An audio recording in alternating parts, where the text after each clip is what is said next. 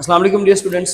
9th class computer science की आज की इस वीडियो में हम चैप्टर नंबर 7 की एक्सरसाइज में जो एमसीक्यूज और जो शॉर्ट क्वेश्चंस हैं उनके आंसर्स को डिस्कस करेंगे। आप इसका बेशक स्क्रीनशॉट ले लें। मैंने शॉर्ट क्वेश्चंस के आगे उनके पेज नंबर लिखे हुए जहाँ पे उनका आंसर मिलेंगे आपको, और बाकी जो है वो क्वेश्चन नंबर के साथ में आंसर्स लिखे हुए एमसीक्यूज के ऑप्शंस के। ये तो आप पीछे से भी देख सकते हो, लेकिन हम साथ में उसको कुछ एक्सप्लेन कर लेते हैं ना, तो हमें ज़रा तसल्ली हो जाती है कि हमें चीज़ की समझ भी है।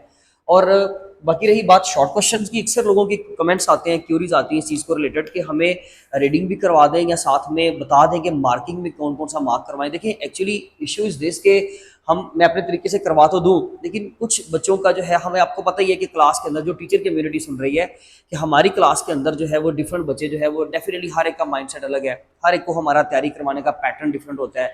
किसी को कम याद करवाना है, किसी को ज़्यादा याद करवाना है, किसी को हम साथ में एग्जाम्पल ऐड करवा देते हैं। कोई बच्चा थोड़ा सा मुनासिब तैयारी कर रहा होता है, उसको ठीक से नहीं हो पाता याद, तो हम थोड़ा सा कम कर लेते हैं। तो इन इश्यूज़ की वजह से फिर मैं इस चीज़ को प्रेफर नहीं करता, लेकिन मैं एटलीस्ट आपको जो है वो किसी हद तक अंदाजा दे देता हूँ ताकि आपकी वर्किंग कम हो जाए, आप एटलीस्ट अपने काम पे फोकस कर सकें। सिर्फ इसलिए ताकि किसी हद तक पेज का अंदाजा दे दिया कि कंटेंट कहाँ से मिलेगा, वो आसानी हो जाती है। जो बच्चे सुन रहे हैं उनके लिए भी ऐसे ही है कि हम एग्जैक्ट अगर मार्किंग करेंगे, आप लोगों के स्कूल आपको अपने तरीके से तैयारी करवाते हैं, फिर हर डिवीजन के अंदर ये चीज़ बड़ी वेरी करती है।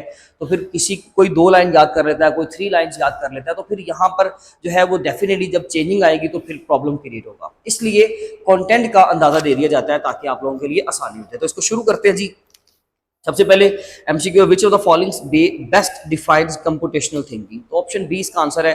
कंप्यूटेशनल थिंकिंग के बारे में जो बेस्ट आंसर है, अब प्रॉब्लम सॉल्विंग। कंप्यूटेशनल थिंकिंग क्या होता है? प्रॉब्लम सॉल्विंग एक टेक्निक है जो एल्गोरिदम के जरिए से या हम लॉजिकल थिंकिंग के जरिए से सॉल्व करते हैं। तो problem solving approach that employs systematic, algorithmic and logical thinking. Number 2, why is problem decomposition important in computational thinking? क्योंकि ये प्रॉब्लम को मैनेजेबल पार्ट्स के अंदर डिवाइड करवा देता है। It simplifies problem by breaking them down into smaller more manageable parts. Option A आपका right answer है। Pattern recognition involves finding and using similarities within problems. ठीक है जी, तो पैटर्न रिकॉग्निशन के अंदर क्या होता है? ऑप्शन ए ही इसमें राइट आंसर है, finding and using the similarities with in the problems. क्योंकि हम लोग क्या करते हैं, सिमिलैरिटीज फाइंड आउट करते हैं पैटर्न के अंदर, तो फिर हम किसी एक हिस्से पे अपना आंसर इंप्लीमेंट करेंगे, वो सारे पैटर्न पे ही हमारा काम करके दिखा देगा। इसी तरीके से क्वेश्चन नंबर 4 है, which term refers to the process of ignoring the details to focus on the main idea. ये एब्स्ट्रैक्शन का कॉन्सेप्ट है कि हम लोग क्या करेंगे, मेन फोकस्ड वर्ड्स के ऊपर, फोकस्ड चीज़ों के ऊपर जो है वो फोकस करेंगे। मेन जो हमारा इंपॉर्टेंट चीज़ें हैं, इंपॉर्टेंट कंटेंट है, उसके ऊपर फोकस करेंगे, बाकी अननेसेसरी डिटेल्स को हम रिमूव कर देंगे। विच of the following is the principle of computational thinking? Question number 5 है, कंप्यूटेशनल थिंकिंग का प्रिंसिपल जी। तो ignoring the problem understanding, problem simplification, avoiding the solution design, implementing random solution. ये बड़ा क्रिटिकल सा है। Which of the following is the principle of computational thinking? तो problem simplification जो है वो बेस्ट उसको सूट करता है। कंप्यूटेशनल थिंकिंग में हम क्या करते हैं, प्रॉब्लम वो सोल्व करते हैं सिंप्लीफाई करके, तो इसलिए बी आंसर इसका राइट आंसर। एल्गोरिथम्स आर, ये सिंपल है जी, स्टेप बाय स्टेप इंस्ट्रक्शंस, क्योंकि बी ऑप्शन तो होगा वो आपका फ्लो चार्ट के लिए होगा। Step by step instructions for solving a problem. Question number 7 है, which of the following is the first step in problem solving according to computational thinking? तो कंप्यूटेशनल थिंकिंग के अकॉर्डिंगली सबसे पहला स्टेप होता है अंडरस्टैंडिंग द प्रॉब्लम। पहले अपनी problem को आइडेंटिफाई करें, उसके अकॉर्डिंगली आप पहले अपनी अंडरस्टैंडिंग क्लियर करें, देन उसके सोल्यूशन पे जंप करेंगे ना, इसलिए हमारे पास यहाँ पर बेस्ट आंसर है बी। इससे भी पहले हो सकता था डिफाइनिंग अ प्रॉब्लम, प्रॉब्लम को जस्ट डिफाइन करें, आइडेंटिफाई करें, देन अंडरस्टैंडिंग की तरफ जाए। अंडरस्टैंडिंग थोड़ा सा मजीद जो है आप समझ लीजिए कि डेप्थ में चला जाता है, ये सेकंड स्टेप के तौर पे आ जाता है। लेकिन यहाँ पर क्योंकि हमारे पास और कुछ स्टेप जो है वो उसको शूट नहीं करेगा, इसलिए हमारे पास ऑप्शन बी है। Flow charts are used to represent algorithms graphically. Algorithm को ग्राफिकली रिप्रेजेंट करने के लिए हम लोग क्या इस्तेमाल करते हैं, फ्लो चार्ट्स को यूज करते हैं। सूडोकोड बेसिकली प्लेन लैंग्वेज में लिखा हुआ डिस्क्रिप्शन है, तो a high level description of an algorithm using plain language, option B. Dry running a flow chart involves, ये बेसिकली टेस्टिंग का एक मेथड है, अपने एल्गोरिथम को, अपने फ्लो चार्ट को टेस्ट करने का, टेस्ट डाटा के ऊपर चेक करने के लिए हम इसको इस्तेमाल करते हैं। तो बेस्ट आंसर है जी, testing the flow chart with sample data, right. Short question number 1 है जी, define computational thinking. Page number 124 पे एग्जैक्ट उसकी डेफिनेशन मिल जाएगी आपको। ये हम लोगों ने ऑलरेडी हर चीज डिस्कस की हुई है, जो थोड़ा सा इररेलेवेंट होगी चीज वो हम अभी एक्सप्लेन करेंगे, अदरवाइज बाकी सिंपल है। What is decomposition in computational thinking? The process of splitting the problem into manageable parts. 125 पर आप इसको कंटेंट इसका ढूंढ सकते हैं। Explain pattern recognition with an example. तो pattern recognition with an example आप उसमें स्क्वायर बॉक्स वाली ही देंगे। हम लोगों ने इस टॉपिक में पैटर्न में एक स्क्वायर बॉक्स का पैटर्न सारा पढ़ा था, जिसमें वो उसका एरिया कैलकुलेट करता है, पहले एक साइड के लिहाज से, फिर 2 साइड की लेंथ के लिहाज से, फिर 3 के साइड वो अकॉर्डिंगली, फिर 4 के अकॉर्डिंगली। आप उसको तकरीबन 4th लेवल तक कर दें बस काफ़ी है, वरना बुक में तो तकरीबन उसको 6 या 7 लेवल तक किया हुआ है। तो आप जो उसको हल करोगे, आप जस्ट उसको 4th लेवल तक सोल्व कर देंगे जी। उसका हम अगर साइड की लेंथ अगर हमारे पास ये है तो ये आंसर होगा, साइड की लेंथ अगर इस तरह से है तो जैसे कि लेंथ मल्टीप्लाई बाय विड्थ होता है ना, तो 1 मल्टीप्लाई बाय 1 का आंसर 1, 2 मल्टीप्लाई बाय 2 का आंसर 4, 3 मल्टीप्लाई बाय 3 का आंसर 9 और 4 मल्टीप्लाई बाय 4 का आंसर 16। तो आप इसको 4th लेवल तक एग्जांपल में दे दें, शॉर्ट में ये इनफ होगा।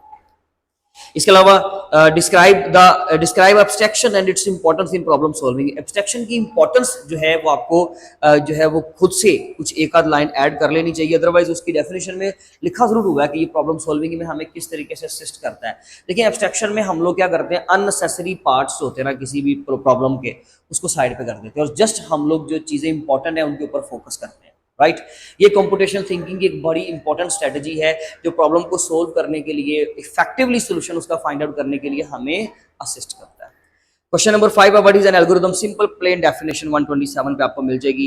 How does problem understanding help in computational thinking? Problem understanding हमें इस तरीके से हेल्प करती है प्रॉब्लम सॉल्विंग के अंदर कि हम लोग अपनी प्रॉब्लम को पहले अंडरस्टैंड करते हैं। उसमें आइंस्टाइन का एक कोट है, आप एग्जाम्पल के तौर पर वो भी लिख सकते हो कि अगर हमारे पास 1 घंटा हो किसी भी हार्ड से हार्ड, टफ से टफ काम को करने के लिए भी, जैसे कि उसने एग्जाम्पल अपने कोड में ये दी थी कि अगर मेरे पास 1 घंटा हो, अर्थ जो प्लेनेट है अगर ये डेंजर में हो और मुझे 1 घंटा दिया जाए तो मैं 55 मिनट्स तक, यानी कि मैक्सिमम टाइम जो है वो उसकी प्रॉब्लम को अंडरस्टैंड करने में लगाऊंगा, और मिनिमम टाइम, बिल्कुल मिनिमम टाइम यानी कि 5% जो टाइम होगा यानी 5 मिनट्स होंगे, वो मैं किस चीज़ के ऊपर लगाऊंगा, उसके सोल्यूशन के ऊपर लगाऊंगा कि उसका सोल्यूशन एक्चुअली क्या है। अगर आपने प्रॉब्लम को ठीक से आइडेंटिफाई किया हो, अंडरस्टैंड किया हो, तो उसका सोल्यूशन निकालना हमारे लिए आसान हो जाता है।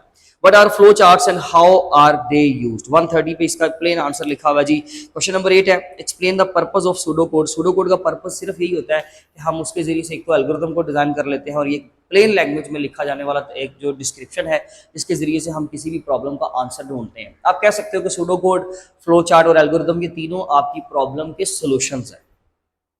How do you differentiate between flow charts and pseudo code? आपके पास टेबल दिया हुआ है, आपको इससे सिंपल से 2 या 3 पॉइंट कर लें, इनफ होगा।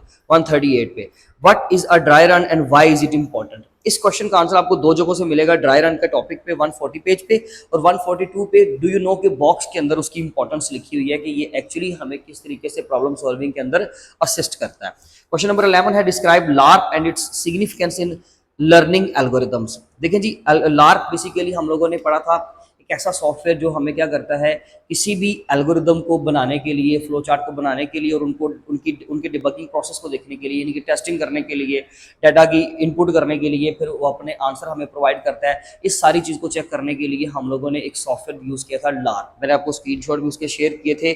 इसकी सिग्निफिकेंस ये है कि लर्निंग एल्गोरिदम में, क्योंकि इसका सिंटैक्स बड़ा सिंपल सा है और जब आप इसके अंदर टेस्ट डाटा इंसर्ट करते हो, आप इसके अंदर डमी डाटा इंसर्ट करते हो, तो आप इसकी बेटर अंडरस्टैंडिंग ले लेते हो, जिसके जरिए से प्रॉब्लम को सोल्व करना या एल्गोरिथम्स को बनाना आपके लिए जो है वो आसान हो जाता है।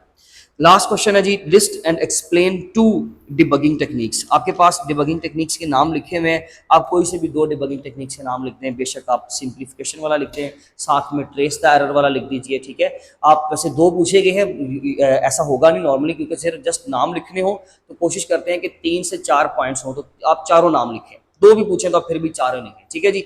इस तरीके से आपने शॉर्ट क्वेश्चंस को कवर करना है। अब इंशाल्लाह हम अपनी नेक्स्ट वीडियो में लॉन्ग क्वेश्चन को डिस्कस करेंगे, क्योंकि कुछ 1-2 लॉन्ग जो है वो ऐसे हैं जो कि आपके सिलेबस से थोड़े से है, तो सिलेबस के अंदर से यानी कि रेलेवेंट है, लेकिन वो कंटेंट आपको शायद पीछे से ना मिले, उनको हम लोग यहाँ पे सोल्व कर लेंगे और बाकी हम लोग इसी तरीके से पेज नंबरिंग के साथ उनको डिस्कस कर लेंगे। इंशाल्लाह मिलेंगे अपनी नेक्स्ट वीडियो में। अपना बहुत ज़्यादा ख्याल रखें। अल्लाह हाफिज़।